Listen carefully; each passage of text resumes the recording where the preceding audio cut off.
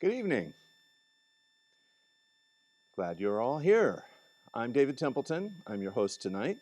I am at the Christopher B. Smith Rafael Film Center in downtown San Rafael.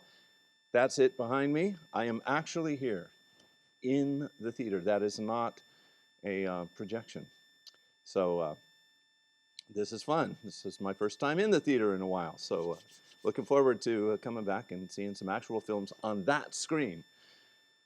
So you're here for a program we're calling Science on Screen, Cinema as Crystal Ball, predicting the future one short film at a time. And our guest tonight is filmmaker John Harden. We're going to bring him on in a moment. And we're going to be showing some of his short films and talking about how they relate to the topic tonight. The term science fiction was not coined until the 1930s. But as a genre, it had been building steam since 1818, when Mary Wollstonecraft Shelley wrote Frankenstein. H.G. Wells and Jules Verne carried the sci-fi ball down the field for a while, imagining a countless number of amazing and mind-boggling possibilities for our future, from electrical submarines to time machines. Now, some of their visions have actually come true. Submarines, yay! Some have not, at least not yet. Yay, time machines. We can always hope. One definition of science fiction is any story that takes a technology that currently exists and then expands on it, advances it, reinvents it as a way of thinking about the technologies that could eventually exist sometime in the future. Jules Verne took the earliest sparks of electricity and reports of small human-powered submerging craft and imagined the Nautilus. H.G. Wells, in 1899, in his book When the Sleeper Wakes, took the recently invented telephone and reports of experiments with flight and imagined a world with airplanes, audiobooks, wireless communication, and television. The best science fiction, though, doesn't just invent and reveal cool gadgets and systems like Q in the James Bond movies. The best science fiction takes those ideas and asks what such advances could mean, good or bad, for the people of the world to come. Movies and television shows have done fairly good at this, even if we don't all have jetpacks and even if we still can't beam ourselves from one place to another. There are a number of examples we're going to show you right now of science fiction movies or shows that actually did imagine future innovations we now all recognize as part of our everyday lives. First, Star Trek. The communicators that they used, obvious. They became flip phones. Would we have had one without the other? Who knows? In Star Trek Next Generation, we had Picard's personal access display devices, the pads, which of course became very recognizable as iPads. In Gattaca, where everybody could do a quick DNA test to figure out who was more genetically pure than others, now we've got home DNA testing kits. In Minority Report, there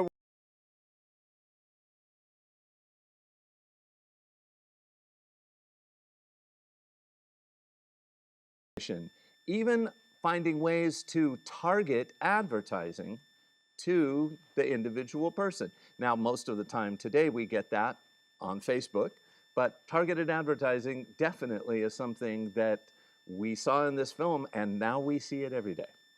And even weird science, which did imagine the 3D printer, even if we don't know how to print a live person yet, but we are using 3D printing to create prosthetics and body parts, so maybe someday.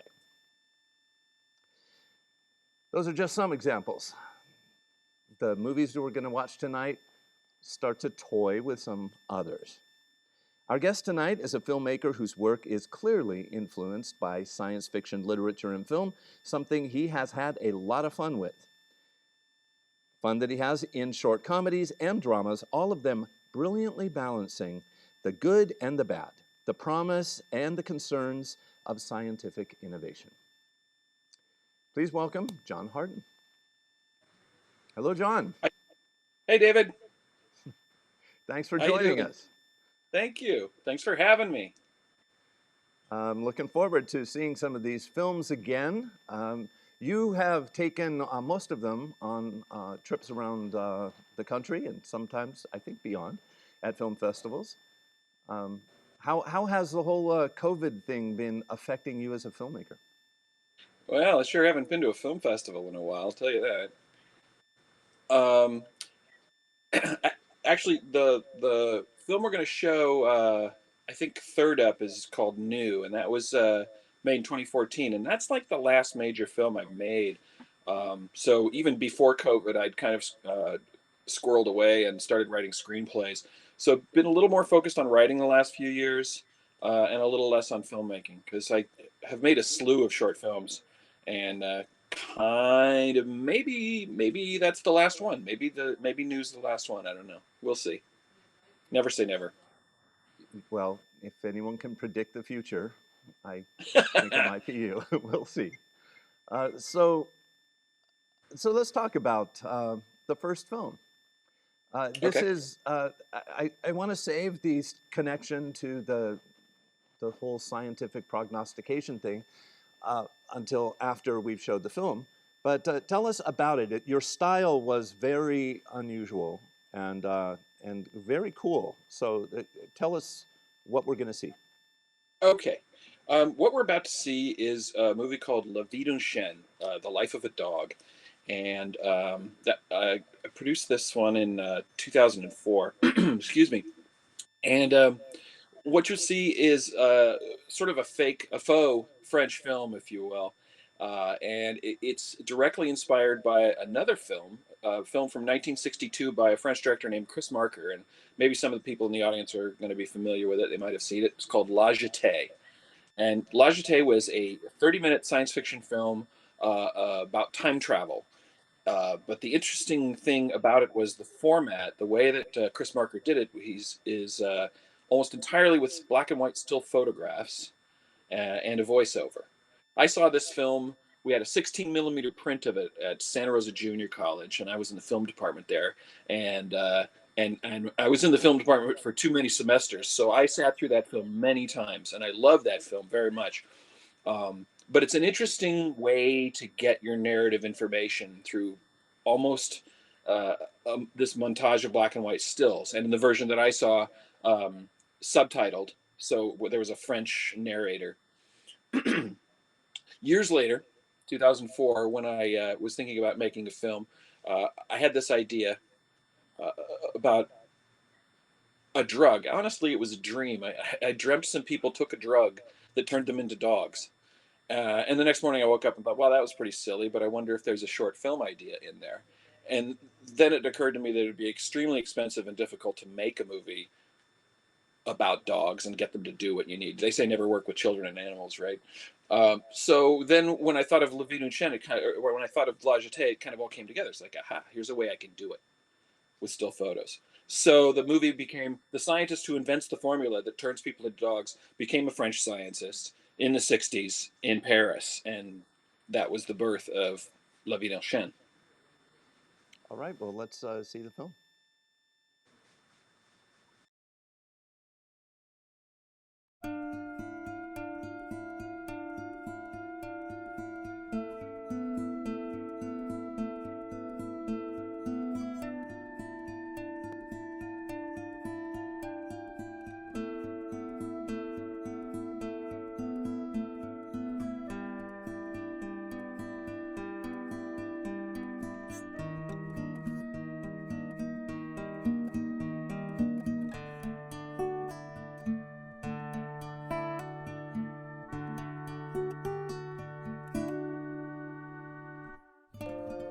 La nuit tombe sur Paris. Notre histoire commence ici, après la fermeture d'un laboratoire où seul un homme travaille.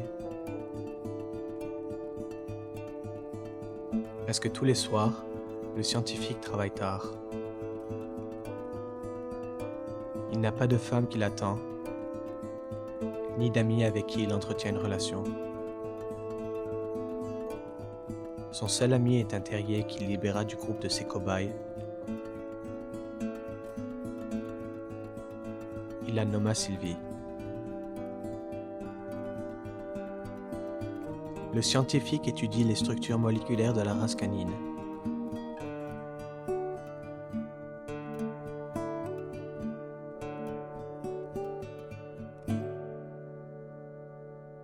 Un jour, il fait une découverte extraordinaire. Il réalise qu'une relativement simple formule chimique peut transformer temporellement les chromosomes d'un être humain en chromosomes canins.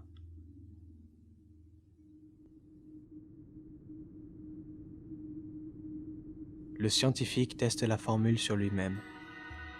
En l'espace de quelques minutes, il est transformé. Il erre dans la nuit, confus par la sensation de son nouveau corps. Il est désormais secoué par ses sens surdéveloppés. Les sons de la métropole l'enveloppent dans un cocon de clarté indéfinissable. Les odeurs des pavés de rue envahissent son museau. Une mosaïque de messages vifs se présente à quelques centimètres de son visage. Un camion qui passe attire son attention et il éprouve une envie forte d'y courir après. L'intensité du soudain sentiment l'accable. Il court sans arrêt, aboyant sans cesse. La course n'a pas de raison, elle est sans but. Même s'il pouvait dépasser le camion, que ferait-il ? De telles questions sont sans intérêt. La poursuite en elle-même est le but. Et dans cet instant de solitude, son obsession est totale. L'esprit et le corps chantent en unisson dans l'engagement particulier de cette chasse. Chaque objectif et croyance qu'il pouvait concevoir en 3 décennies de vie se révèle comme un vide, une parodie à laisser de côté et oublier dans la passion du moment. Aussitôt que cela a commencé, le moment passa.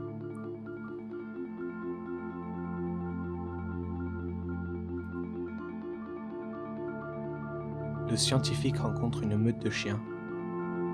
Après des reniflements précaires, un chien l'attaque. Accablé par celui-ci, il se roule sur son dos en signe de soumission totale. La confrontation est finie. Le scientifique n'est pas blessé et il est accepté dans la meute.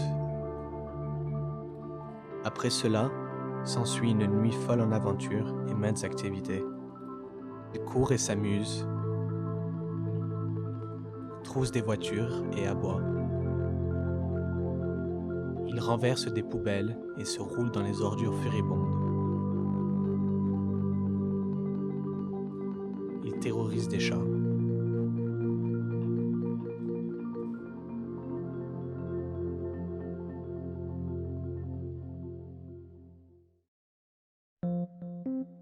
L'heure d'avant l'aube, le scientifique quitte la meute pour retourner au laboratoire. Là, il consomme son amour avec son terrier Sylvie. Durant son sommeil, les chromosomes reprennent leur formation d'origine et le scientifique redevient Homo sapiens.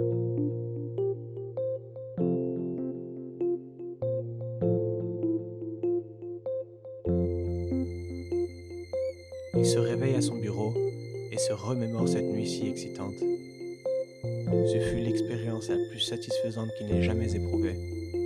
Il annonce sa découverte. Des agents du gouvernement prennent le contrôle de son laboratoire de recherche. Mais il est trop tard. La drogue K9 a déjà atteint le domaine public.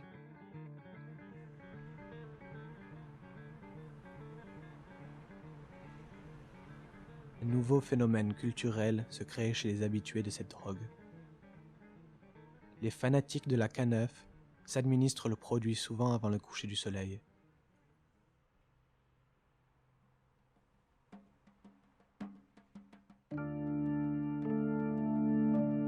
Secrètement, ils courent la nuit pourchassant des voitures, reniflant tout objet, mâchant n'importe quel détritus.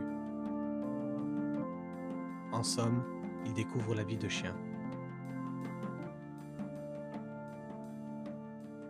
Après cette nuit de plaisir, les chromosomes se reconstituent et les chiens redeviennent hommes.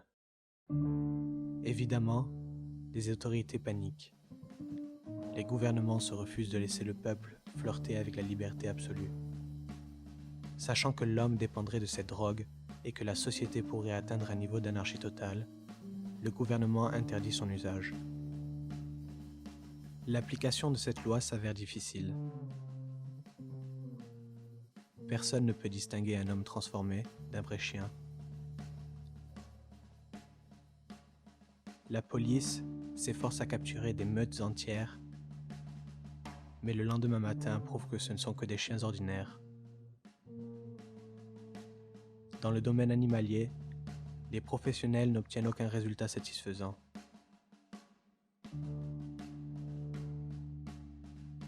Ce n'est qu'occasionnellement que la fourrière découvre un homme-chien. En attendant, le scientifique est mis en garde à vue. Des clandestins du K9 publient leur manifesto. Ils lancent ensuite un appel général afin d'obtenir la libération du père de leur mouvement. Le scientifique s'énerve de sa captivité. Il languit de retrouver sa meute pour redécouvrir la joie de sa première nuit. Il brûle de désir pour Sylvie. Les hommes, comme les chiens, se voient dispensés de toute contrainte sociale. Les couples mariés se redécouvrent une nouvelle passion mutuelle. Ceux qui n'ont jamais connu cette attraction s'abandonnent à leur désir. De plus, les hommes-chiens sont libres de s'accoupler avec de purs chiens. Les hommes sont ravis de cet épanouissement sexuel. Et le débat sur cette forme de bestialité ne peut être abordé.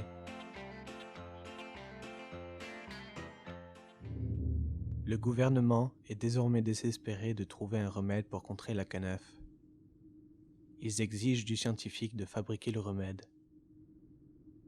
Le but est de réussir à geler les molécules d'ADN. Ceux arrêtés pour l'usage de la drogue seraient traités afin de ne plus pouvoir se transformer en chien. Au début, le scientifique refuse de coopérer. Il refuse d'exterminer une révolution que lui-même a commencée. Il est puni.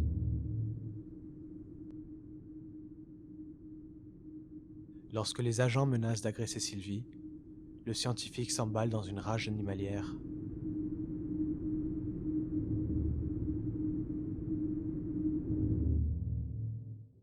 Le scientifique est apaisé par l'évasion de Sylvie, mais il est dévasté à l'idée de ne plus jamais la revoir. Il conclut un marché avec ses séquestreurs. Il développera une formule qui empêchera les effets de la drogue. En échange, il exige sa liberté. Le compromis est accepté.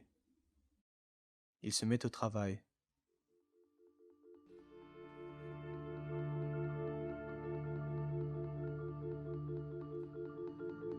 Pendant une semaine, il s'acharne sur son objectif.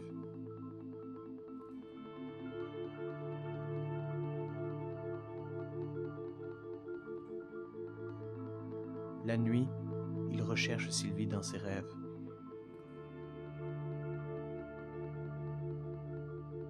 Le scientifique est désespéré par sa situation. Il sait qu'il sera le premier cobaye de son remède. Ses chromosomes gelés, il restera homme jusqu'à la fin de sa vie. Même s'il retrouve Sylvie, ils ne pourront pas jouir d'une vie de couple. Advient alors le jour de la trouvaille.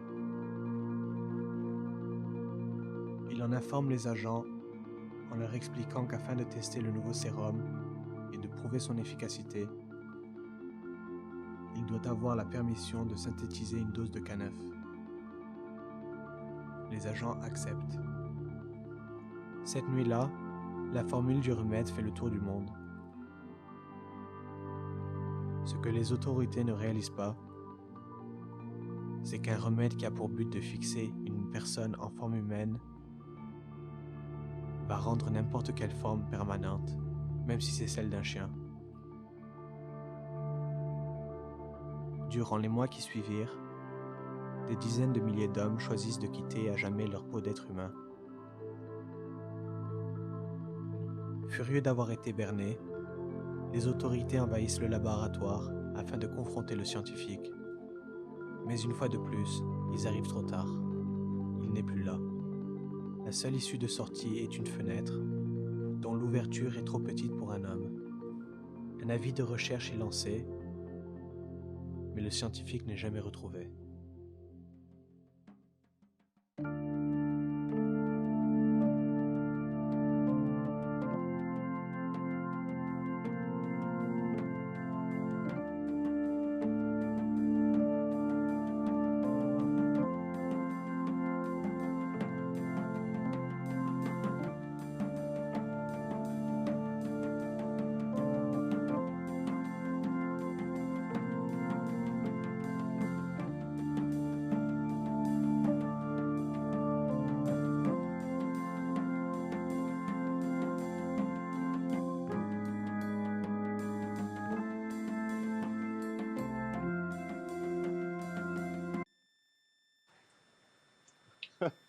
Oops, you caught me.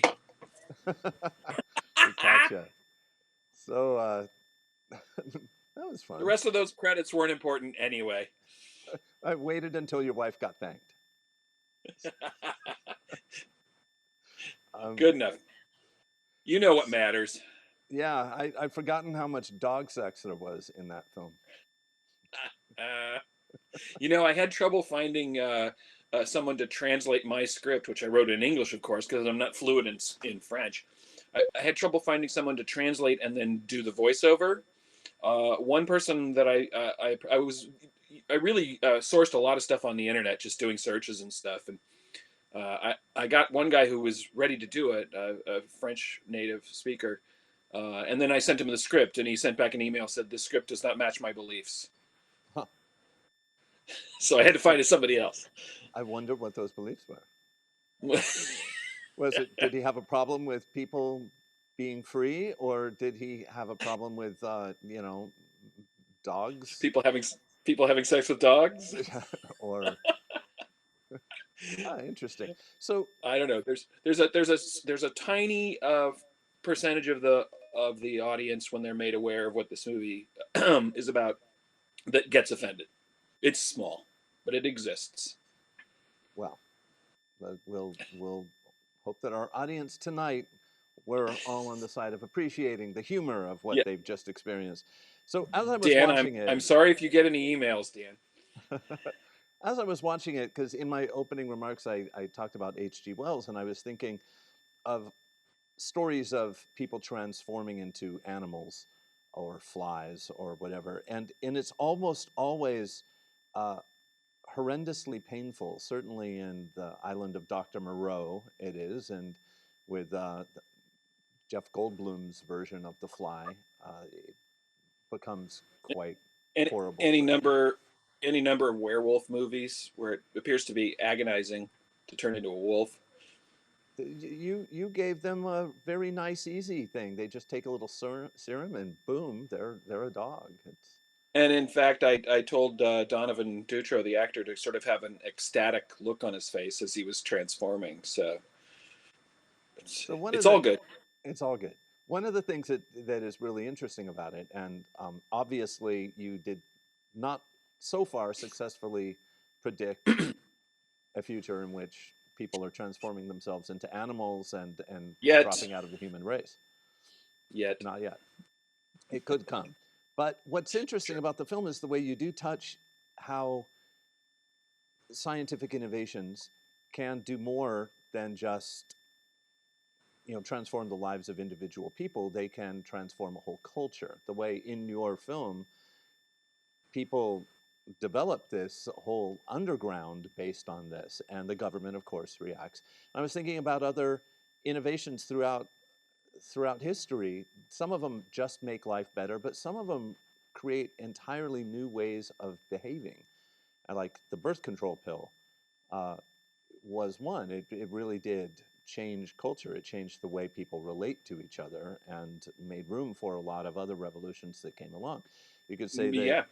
Captain Kirk's communicator, which now becomes not just a flip phone, but a little supercomputer everybody carries around, and it does so many different things. It created a whole new way of communicating with people that now we couldn't imagine living without, and has, through innovations that came from it, like Facebook, has seriously altered our culture and the way we relate to one another. So were those things that you were borrowing from other films that you wanted to tap into the social movement side of things? Not influenced by other films. It was more just that thing that science fiction does so well, which is that once you get an idea, even if it's a silly idea, like people turning into dogs, if you just think through the logical implications of what would happen, you kind of get there. And that's what I love about science fiction. So I didn't say, this is like dot dot dot. I more or less just took that as the jumping off point. Okay, so if they invented the drug, then people would want to use the drug because it's so great. And the changes to society would obviously, spring from that. People have attached all kinds of metaphors to this movie. Some people say it's about recreational drugs or the psychedelic experience. Other people think it's a gay rights allegory. It's about a guy who turns into a dog. I knew that much when I started writing it, but I like the fact that it's as deep as you want it to be. You know. Um, I wonder with people like H.G. Wells, when they're writing stories, are they really attempting to say something, predict something, in some cases warn people? A lot of people have said that Frankenstein was a cautionary tale, though having read quite a bit about Mary Shelley, I think she was exploring something personal. She was exploring grief and abandonment. It was just through this particular medium, and became now Frankenstein became the code word for scientific meddling. So I don't think she was trying to predict something. She was trying to tell a good story, but Yeah, it ended up. I don't think she was either. It ended up being universally accepted as a story about this or that, about technology and science and mortality. But that was all sort of that was what grew from the acorn, and she wanted to tell a very, like you said, a very personal story. I think that's what always happens, not just in science fiction. I think in writing, in fiction, is sometimes you don't know why you're telling the story that you're telling, or you're just working through something that's interesting personally to you, and so you don't sit down and go, my theme is this, and I'm going to write a story about it. The theme comes later. You write the story to find out what it's about, or you write the script.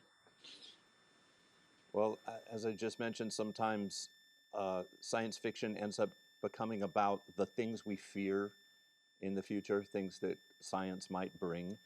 And that's a good way to segue into the next film, which isn't science fiction exactly, but it takes a real moment in our history when we were recognizing that science could lead to the destruction of the entire world.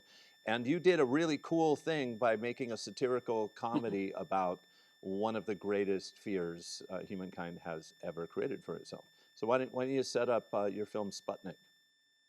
Um, the story of The Sputnik story of was shot in one day at the Santa Rosa Public Library in in this special room they have that had the right mid-century feel, and it stars veteran Bay Area comic Michael Meehan, basically doing an educational film that isn't really an educational film, but it does contain some facts.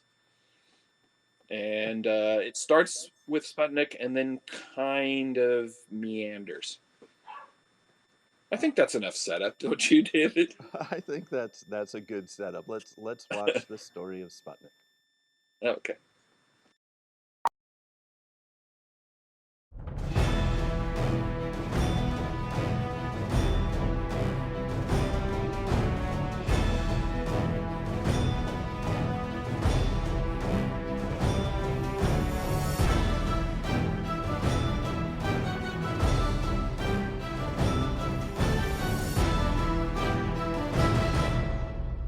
Sputnik, the first ever artificial satellite, launched by the Russians in 1957.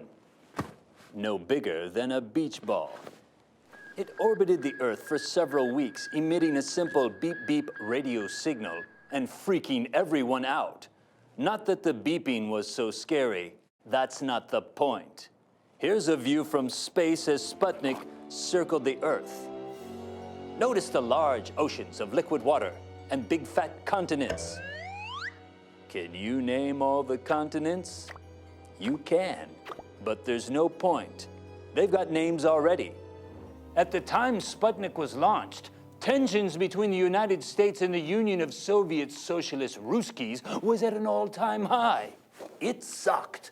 2 months later, the US built a satellite of its own. The space race was on. Vanguard, scheduled for launch December 6th. 3, 2, 1. Oh, crap. Not good. Our rockets were blowing up on the launch pad while the Reds had a satellite in orbit. Every 90 minutes, the damn thing went overhead. Beep, beep, beep, beep, beep. Lyndon Johnson, then a United States senator, said, "Soon they'll be dropping bombs on us from outer space like kids dropping rocks onto cars from the overpass." To make matters worse, a year later, they launched Sputnik 2, this time with a dog on board. A dog! Like the space dog. Fine. What do you think old LBJ had to say about that, huh? Soon they'll be dropping dogs on us from outer space, just like kids dropping dogs from the overpass. So what is the, you may ask, point? Well, I'll tell you. The new rocket technology made possible the intercontinental ballistic missile. In both countries, twitchy digits were poised over the big red button, itching to hurl an arsenal of atomic death across the globe in a final fiery apocalypse of mutually assured destruction. This is the Russian premier's telephone. This is the Russian premier's telephone melting in a nuclear inferno.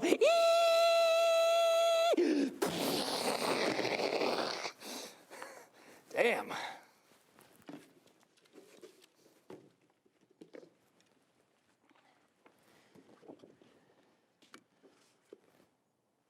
Remember that movie with Charlton Heston when he was the last guy on Earth and he sat alone in a movie theater and watched movies? Then he met a black woman with an afro that rode around on his motorcycle and killed mutants. They don't make afros like that anymore. It was a perfect sphere. I wish I were the last guy on Earth. I wish there were nuclear war or some man-made plague and everyone were dead. Like that's gonna happen. I have no luck.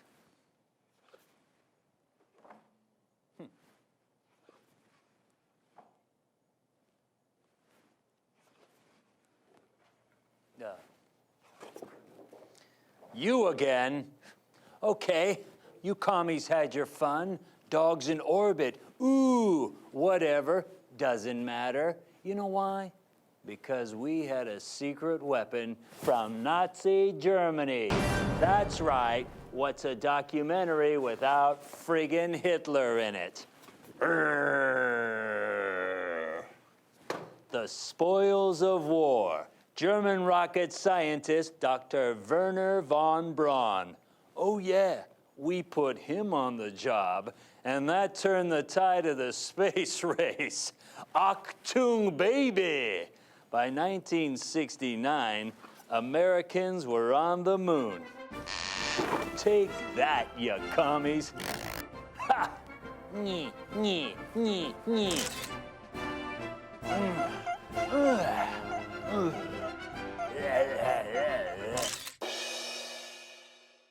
After that, it was only a matter of time. The Berlin Wall fell and the Soviet Union collapsed, ushering in an unprecedented era of peace and prosperity. And America lived happily ever after. The end.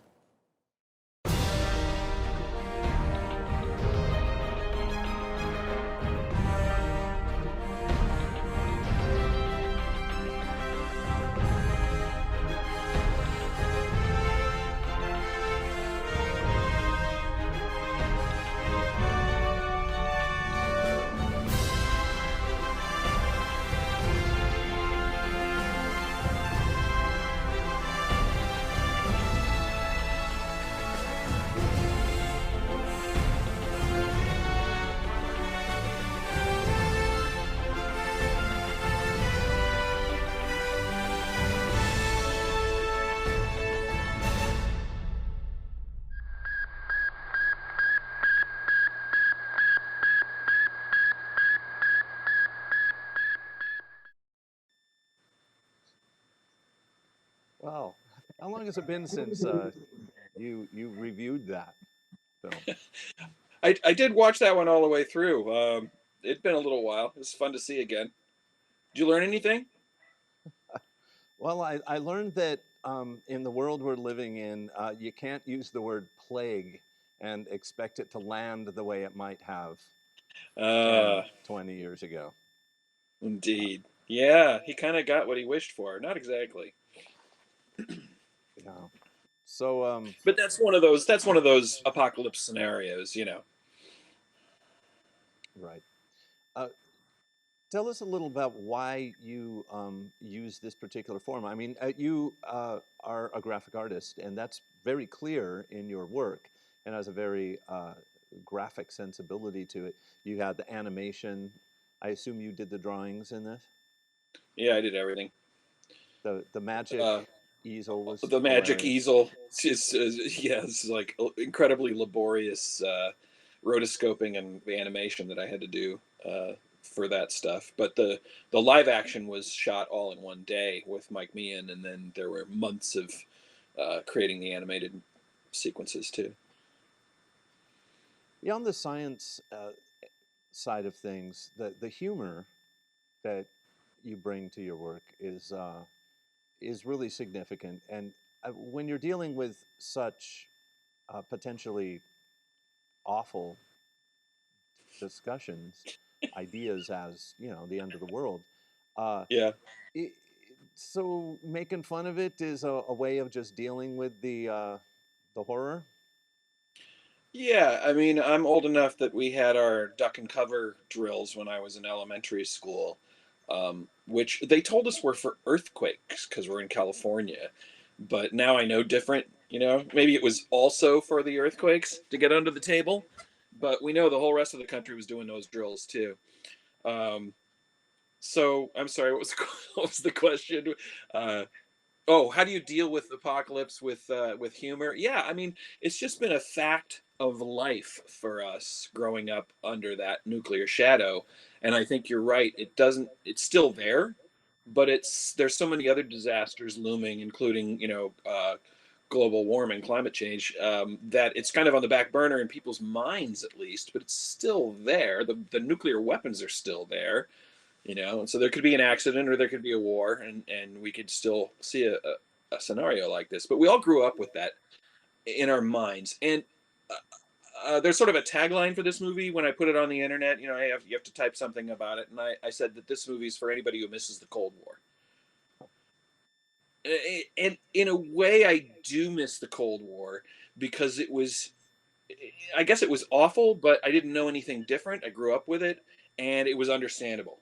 The Cold War, it was like two superpowers want to control the globe, and they control a technology that could wipe out the human race, and it's a standoff. So that's understandable, and it's epic, and it's kind of narratively clean. Whereas nowadays, war is some asshole with an IED and a cell phone hiding in a bush, and the it's morally vague or clouded, and it's certainly not epic in any way. It's just bad.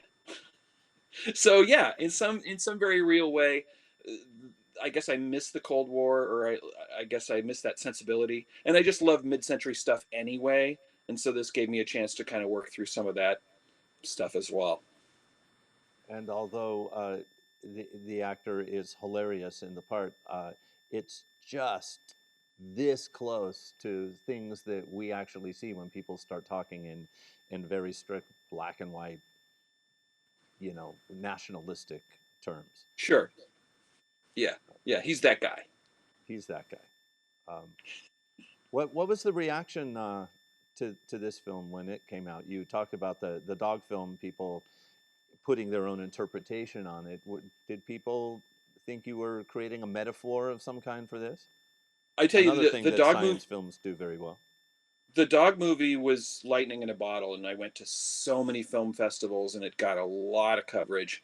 And we just had a ball with it for a couple of years. This one, I didn't send it out to as many festivals. It didn't play as many festivals, but it did all right. We had a great screening in San Jose at the what's the festival down there? Um, Quest. Cinequest. Yeah, Cinequest. thanks.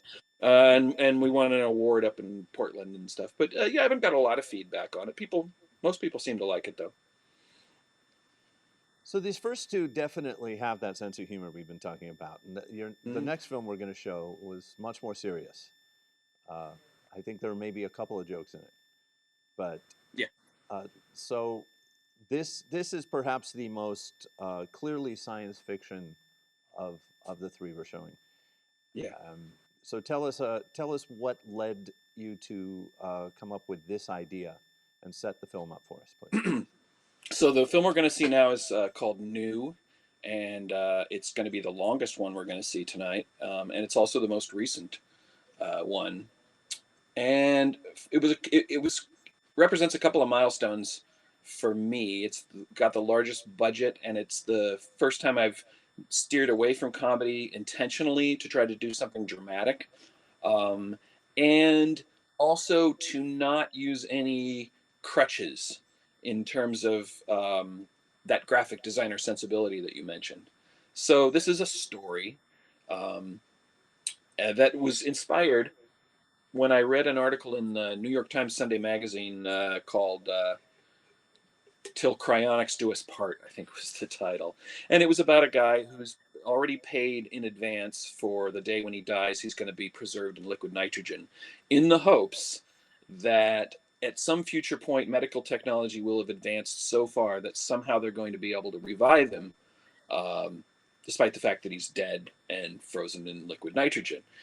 And there's a whole cryonics subculture that I started reading up on after I read this article, who believe that technology is going to come about. So while right now they're just corpses that are very cold, in the future they think there's going to be some viable way to bring them back. So it's a combination of belief in the future, in the advance of science. It's a little bit of a religious belief for them too, I think. Um, and it's kind of tied in with transhumanism and some other things that are related to that, where we're going to be liberated from our bodies by technology. Anyway, um, I just thought, what if it comes to pass? What if somebody gets frozen, gets cryogenically preserved, and their best case scenario comes true? They wake up, it's the future, they've got this brand new body, um, and what would happen? So again, it's the what if. That's the science fiction, that's the nugget, right, for science fiction. What if? And that's the story I tell. It's in this case, it's about a husband and wife who both get preserved. And as the movie begins, it's already the future. We don't get to see them die. We don't get to see them old. It's the future, and they're back. They're new. They're which new. is the name of the film. Yep. So let's watch New.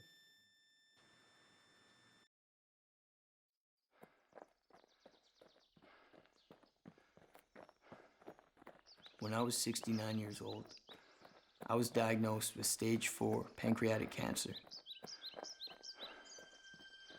It was inoperable, and it wasn't responding to radiation. On December 1st, 2012, one day before my 70th birthday, I died.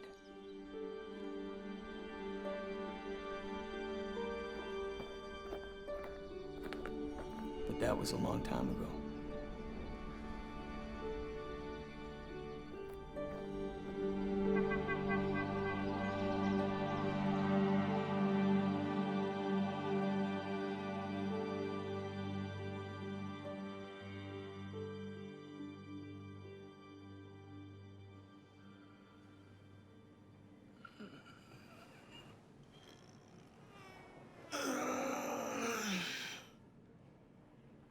Hi. How are you feeling? Good. Hungry. We'll get you something to eat. My name's Noelle. I feel great. I'm out of intensive care. You're fine, Hugh. Everything is cool. You don't have cancer. You're healthy and in a safe place. Yeah, I don't have... Whoa. Whoa. Well, this is terrific. This is goddamn, this is outstanding. Look, they said it wouldn't work. They said that cryonics doesn't work, but it works. Look at me. I'm alive, baby, I'm alive. Candace? Oh my God, look at you. Look at you.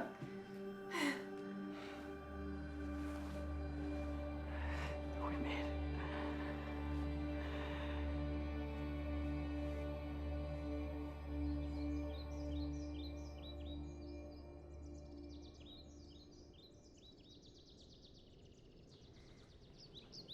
Everyone we know is dead.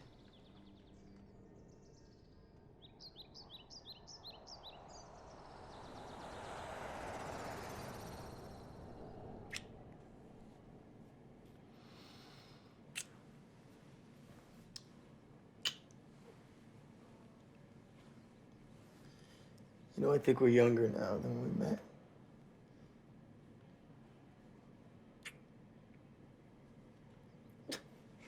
It's just... It's been a while since I looked like this. I don't think I ever looked this good. And I guess we got our money's worth.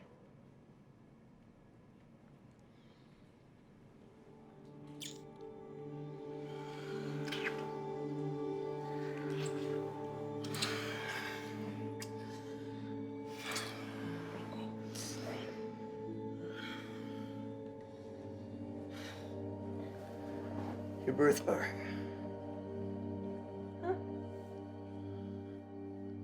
Huh? This house was actually built in the 21st century and has been completely restored accurate to period. We even found you a piano. Thank you. We've made a few concessions to modern life. You've got your MI, your VI, your health deck, your fabricator, of course. Just the things that you can't live without. Well, considering I don't know what any of that stuff is, I look forward to becoming totally dependent then.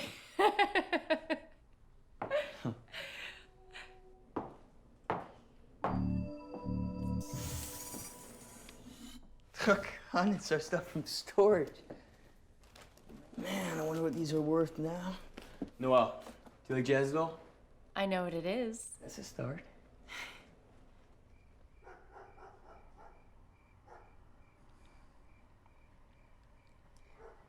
She treats you like a celebrity. Noelle's a historian. We're history.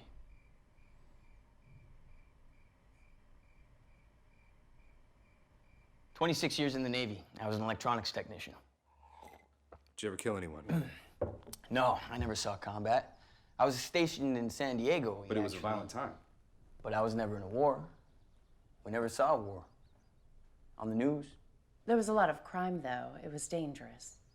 Well, we were pretty...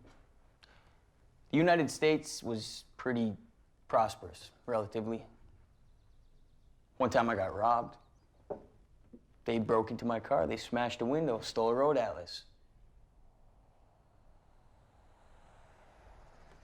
All right. Excuse me.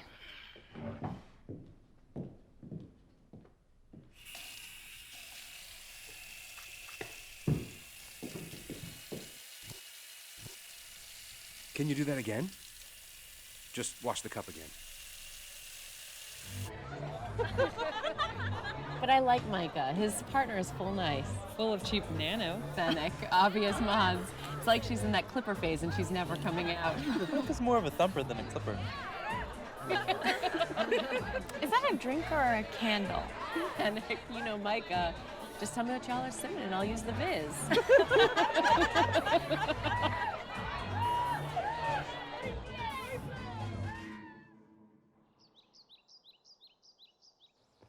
Okay, so you'll take this one today and this one tomorrow. That's it. That's it. What is it? Birth control. Oh? So we don't discuss this? I don't want to get pregnant. Ever? Now.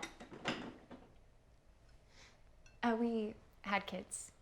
We raised 3 kids and we worked too. So you regret that? No, I'm just saying I did it. I loved our kids. I loved our kids. Now what?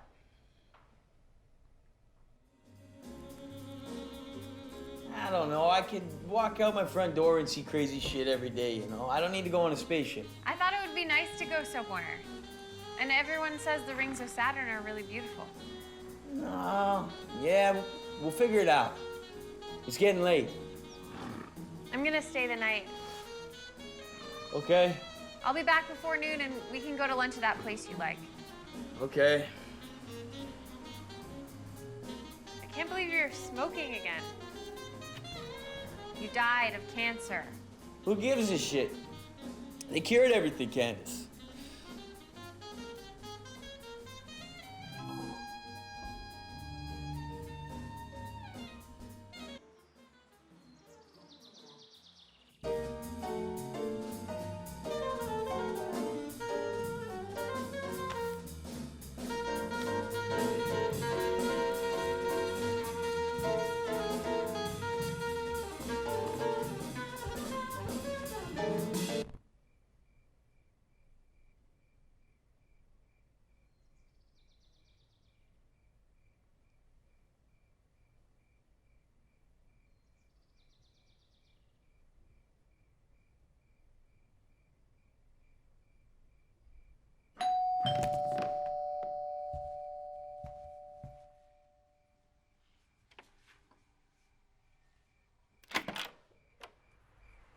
Hi, how are you?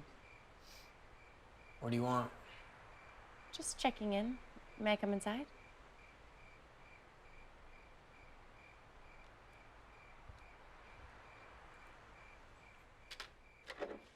So everything is cool? You don't say that right.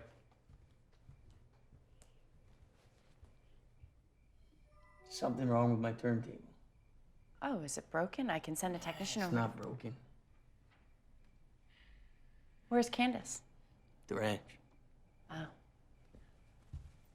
It's just weird. She never used to like animals. Now she wants a dog too. She used to be allergic. We fixed that. Yeah. It's good that she's finding things that she likes to do.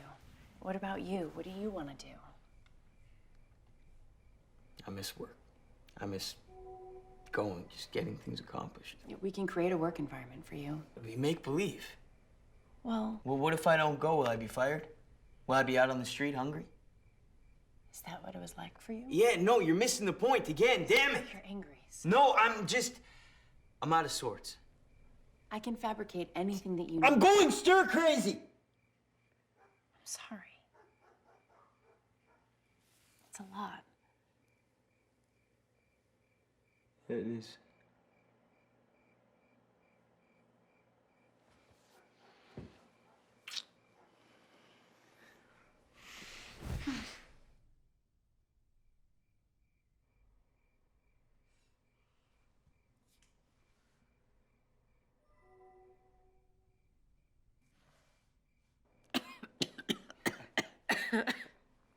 These are a pretty good recreation.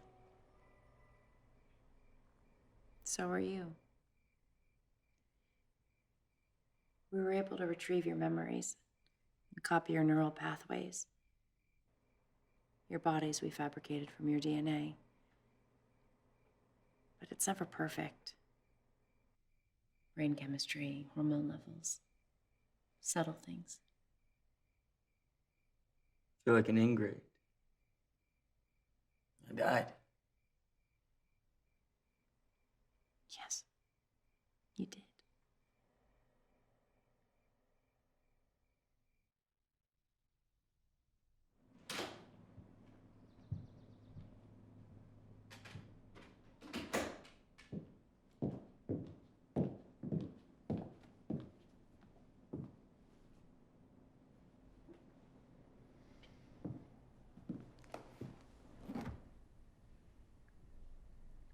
Let's move.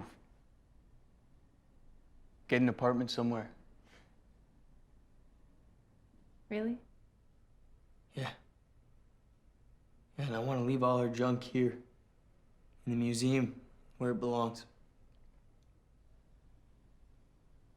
Not your records. All of it. I don't care.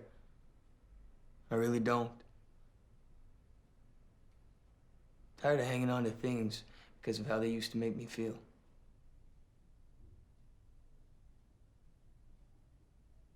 Me too.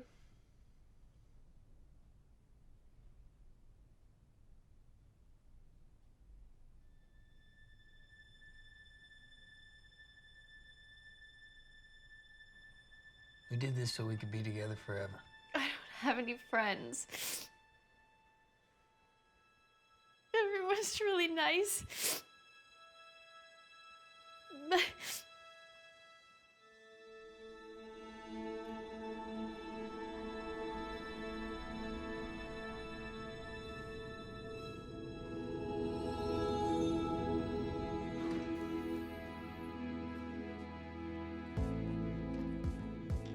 We got apartments in the same building. It was a coincidence. We're 62 floors apart. For a while, I would see her at the support group for a crown of clones. But eventually, she stopped going. And so did I.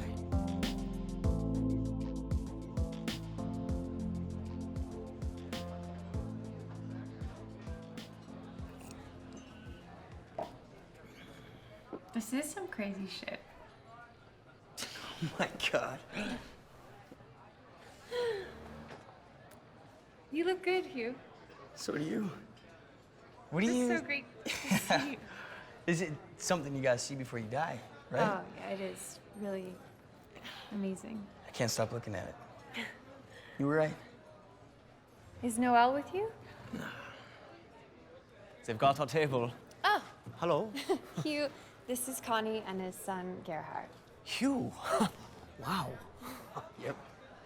Are you here on vacation as well? Yeah, you know, something you gotta see. Sure, sure. Beautiful. Yeah, it really is. Well, it was really nice to see you, Hugh. And it was nice meeting you guys. Enjoy your dinner.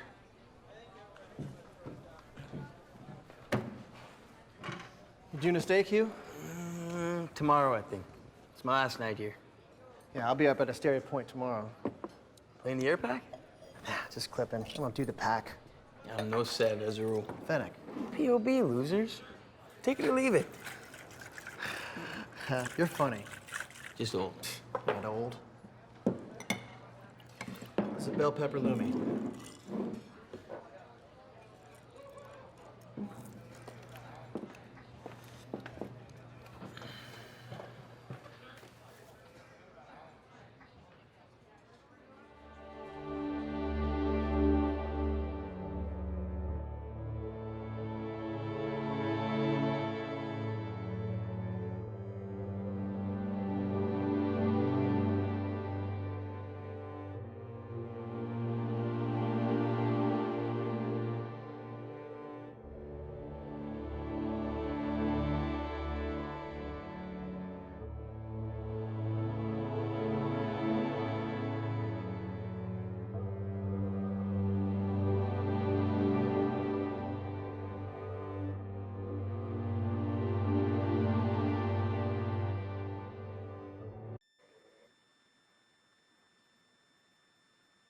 Well, welcome back. And thanks to all the people that helped make that, whose names we just moved past. So, compared to the first two, Thanks. obviously, you were in a different place. You wouldn't have spent so much time creating this, I think, if you didn't really believe in the tone and the message that you were saying. But it's a sad message, which, I mean, I guess different people would take different things from it. But for me, it's, you know, things don't always turn out the way we think they will. Living forever maybe isn't such a good thing. Though, Yeah, be careful what you wish for, I guess. now you have expanded this into a feature-length version of it, right?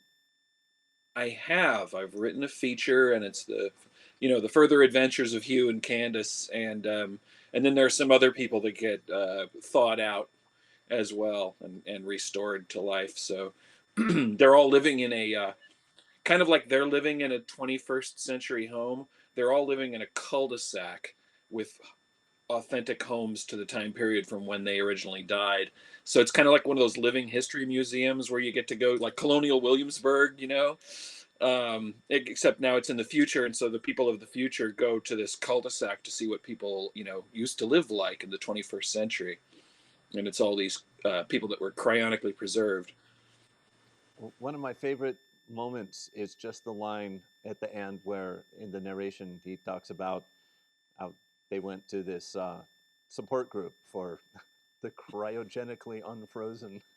Yeah.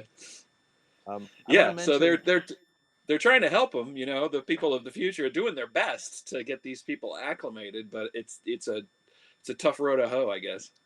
I want to mention for those watching that if you'd like to ask any questions of John, there's a place to the right of your screen that you can log in and put in a question, and then we will answer those in a little bit. Yeah, on any of the three films. Yeah, and we have a little surprise at the very end. We have a very short fourth film of John's that we're going to show at the end, so you want to stick around for that. So you have to have asked yourself the question during this, if this is anything that you would ever want to do, if you could be frozen and could be assured that you would someday live again. Do you think that you would do it? I mean, these people didn't end up together and not so happy, feeling out of place in the world, but maybe with a mind like yours, you could invent a more positive ending for them or for yourself if you chose to do that. Sure, yeah. I mean, I'm a science fiction buff, and Hugh from the film is clearly not. He's not interested in what the future has to offer, and that's expanded a little bit in the feature length script too. He says, I didn't do this because I wanted to see the future, and I didn't do it because I wanted a do-over to change things. He didn't do it because he had regrets. He kind of wanted to just keep going. And it's Candace who has other ideas about what your second life should be like. I always say about this film that there's no villain. They don't wake up in a dystopia. They wake up in a utopia, pretty much. And the only villains, the only antagonists are nostalgia and expectations. So you said that this was your largest budget short film, but there's fun little things in it. You throw in boxes of stuff that has some kind of evaporating cover. And it was, you must have had fun imagining what this particular future would be like. And I imagine some of that imagination was controlled by how much you had to spend on making those visions come to life. That's very true. And in the case of the box that his personal effects are in, the evaporating cover was actually the cheapest way to do it, because we were going to build a prop that was going to be an entire box with a lid and a timer and gadgets on it, and it ended up being we'll just do it in post. So all we built was the base of the box and put all the stuff on it, and the rest of it was Alejandro Torres did that shot and did a fine job. But yep, it's my definitely highest budget film that we raised. All told, we had 2 different crowdfunding campaigns to make and then finish the film. So we raised about $33,000 to make that movie. Did you? By comparison, excuse me, by comparison, the dog movie, the first one we watched tonight, I sat at home and did all the work myself on Photoshop. So that movie cost about $1,000 to make. Wow. What with the futuristic stuff in this, was that all things that you planned ahead of time, or did you create things on the fly? Did your props people come up with stuff like glowing drinks and things as you were going, or did you have all of those in your mind in this picture of the future? The glowing drinks were part of the script from the beginning, because Candace has that line where she doesn't know if the thing on the table in front of her is a drink or a candle. So it's just another bit of disorienting technology, you know. So that was in there, and then at the end, Hugh drinks a glowing drink, so you know that he's come a ways. In 2 years, he's made some progress. But yeah, I mean, the look of things was definitely figured out a lot in post, based on partly budget. I had a wish list of how I wanted things to look, and we got pretty close in most cases. We had the city of the future, um, and we had, what else was big? Oh, then the Saturn bar at the end, which was the day. It was one of the toughest days of shooting. The entire day was in a warehouse where we built the bar set, and it was pretty much a very stark, simple set with a gigantic green screen for that big picture window. And our effects people were on set and doing a quick composite to see if it was going to work. And so I got to see what that shot was going to look like pretty much on set that day. And I have to admit, I got kind of choked up, because to see exactly what you imagined, just here it is, it's on the laptop and you're looking at it. It was a pretty emotional moment for me. I I'm imagine. in a science fiction. I've been a science fiction buff my entire life. I mean, when I was a kid, it was the Chesley Bonestell paintings of other planets that were in Life magazine. So I got to go to space. Of the things that you predict, that you tell the story of in this film, what do you think is the most likely to maybe happen? I mean, glowing drinks we already have, so you got that. you, you threw me there, David. So what's the most likely thing? I guess that people are going to change. The language is going to change. That was an important factor in how disoriented or disconnected that they felt from this future, is that the slang changes. And if you think about it, it's like if somebody said to you 20 years ago, um, I need to FaceTime, but there was a glitch, and I ended up I had to reset my cookies on my computer. It doesn't take long for the language to completely change and introduce new words, and so that will happen. It's already happening. The English language has changed in our lifetimes. That's going to keep happening. So I think we skipped over the question I hinted at. If you could do this, would you? Oh, I have been asked that before, and I'm trying to think if I had a good answer. Maybe if I thought it was going to work. It's not cheap. You got an option with these companies. You can do the whole body, or you can just do the head. So I think if you just do the head, you're counting on very advanced technology versus a whole body preservation. But either way, it's going to take some magical thinking to get you to come back. If I knew it would work, yeah, maybe I would go in for it, because yeah, I'm insatiably curious about what the world would be like in 100 years, 1,000 years, 10,000 years. I would love to see that. So let's bring in some questions. We've got a couple of things to ask you. And again, if you are watching and you want to ask a question or expand on anything that we've talked about, feel free. This is our Q&A moment. I gotta look at the screen here. So do you think the people who make submarines, cell phones, retina scans really took those ideas from movies or books? Or are the movie makers just giving a visual representation of things they heard are being explored?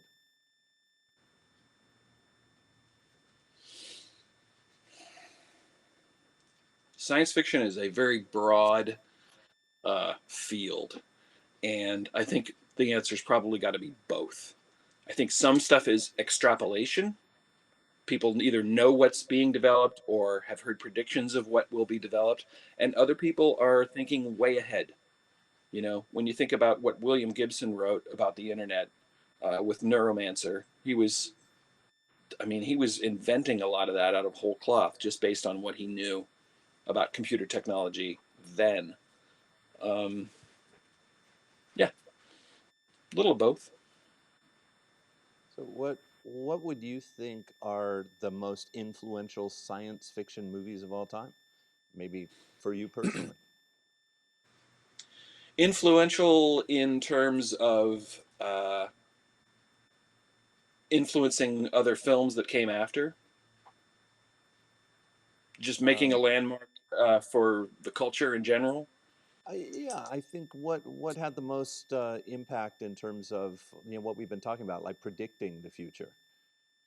Well, I definitely think Kubrick's 2001 is one of those landmark films where you can say there was filmed science fiction up to that point, and then there was everything that came after. So that might be my number one pick. And still, to this day, I think the only movie that gets space travel right. For one thing, he had the guts to have the scenes that took place in space to be totally silent. And nobody has the balls to do it. Not your Star Trek, not your Star Treks, not your Star Wars. Almost nothing, since has been that bold with sound design, and just the depiction of what space travel like, the mechanics of it, is much more accurate than most of the stuff you see. Still, they say The Expanse is pretty good on that respect. That TV show, The Expanse. Yes. Yeah. Yeah, that comes pretty close. In 2001, there were a lot of ideas of what it would be like to communicate with kind of television phones, which we did have a version of. But it's funny in this film that still looks very futuristic, space travel, tourism in a way that we don't have yet. Some of the technology looks really old. Like I can't imagine a phone like that looking quite so retro now. But he did envision it, and something like that came around. Yeah. Yeah, you're right, because you had mentioned at the top of the show, you showed the pads from Star Trek The Next Generation. They had pretty much the same gadget in 2001, and that was 68, 69. So they kind of beat him to the punch on that one. And the whole thing of predicting AI from way back.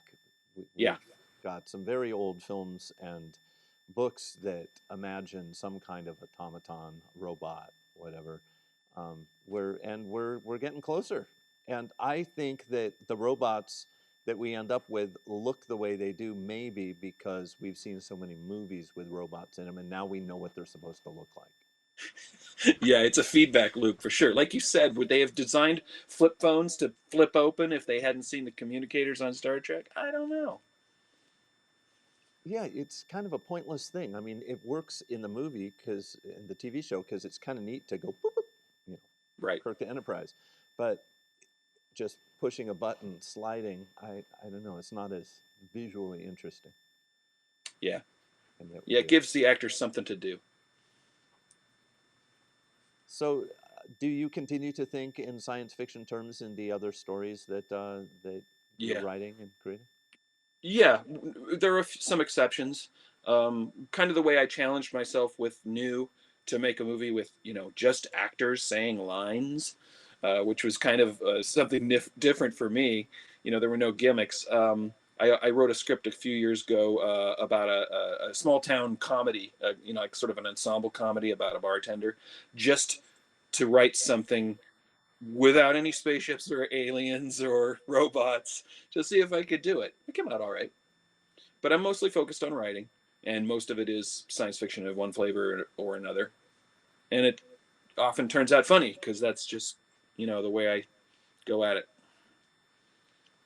We have another question, this one from Tad, who asked, which of these films was the hardest to make?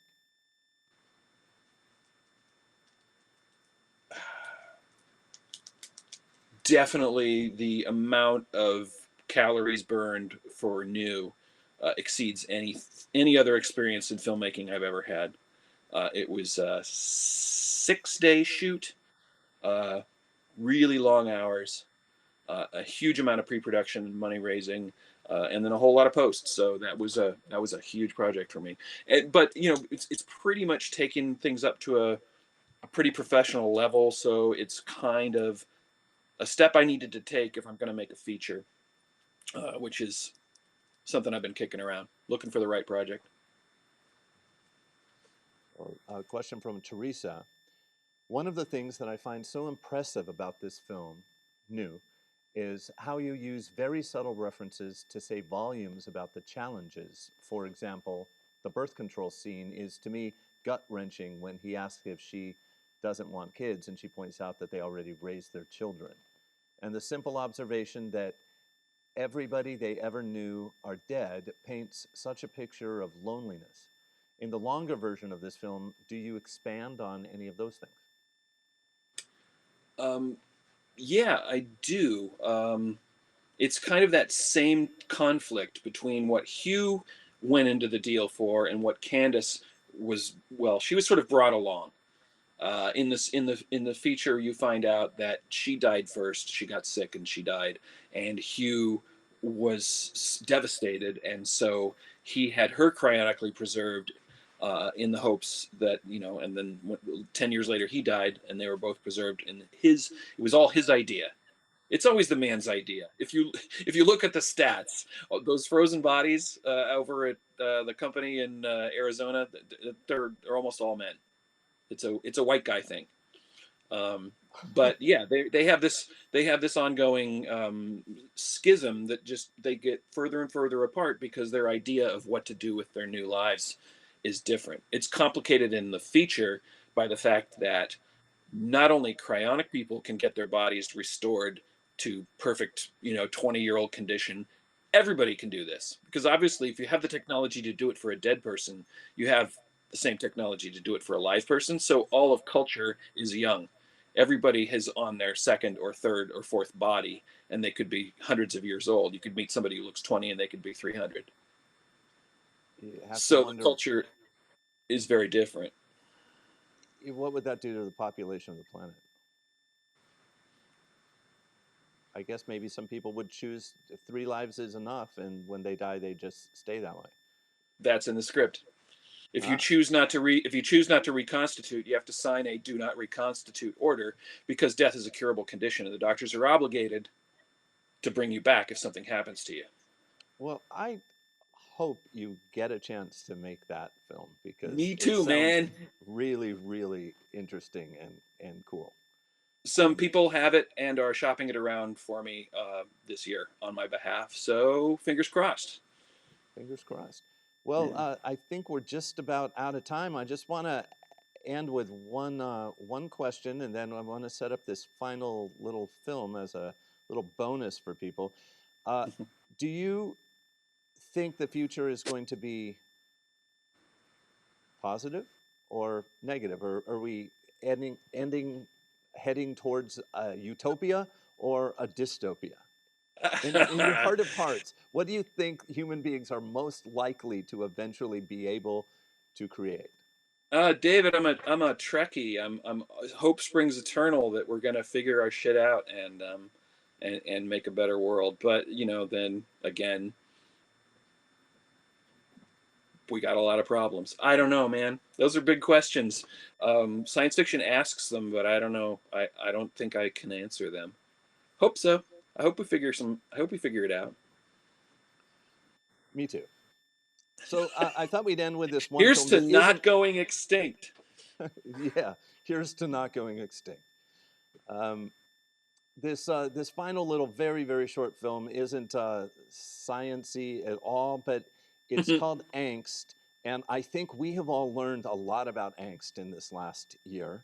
And so while you certainly weren't thinking about a lockdown from a global pandemic being the angsty thing that we're all reacting to, when I was thinking about this film, I just thought this really kind of sums up how a lot of us have been feeling for the last 12 months. So you want to say anything about angst before we say goodbye and show this final little bit? I think it speaks, so to speak, for itself. So I'll let these guys do the talking. I'll just say thanks to you and Dan and everybody at the Film Center for having me on and letting me do this. And if people out there want to see more of my films or find out more about me, johnfilms.com is the website. I also have a podcast that I do with some guys where we talk about movies, but we actually yell about movies. So we call it Yelling About Movies. So you can Google that. And it's loads of fun. And I just want to tell everybody that this is the beginning, the first of the Science on Screen series for 2021. And the next one will be on Earth Day, April 22nd. We will be here in the theater with an audience. That's the plan, screening Carol Ballard's Never Cry Wolf. And we will have as our special guest Milo Burcham, who is a scientist. He's a terrestrial wildlife biologist working in Alaska. So he'll be talking about some of the themes in the film Never Cry Wolf, and I will be hosting that. So we hope you will come back and join us for that. And mouse sandwiches will be served. Mouse sandwiches will be a must. Okay, thank you, everybody. Stick around for this one last little bit. Have a good night, and we hope you enjoy Angst. Thanks, David. Thanks, everybody. Thank you. Bye.